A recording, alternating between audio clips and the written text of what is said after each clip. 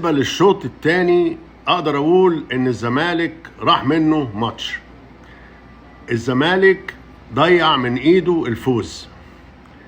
الزمالك كان اخطر في الشوط الثاني بوضوح، ولكن اللعبة الاخرانية مش مظبوطة، بالذات من عبد الله السعيد.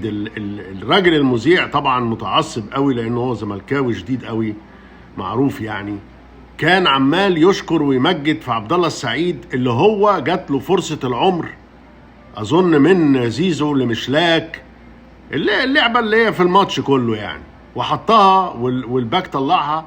والباك طلعها مش ببطولة ولا حاجة زي هو ما بيقول، لان هي داخلة برعونة او داخلة بضعف، وكانت فرصة كبيرة جدا.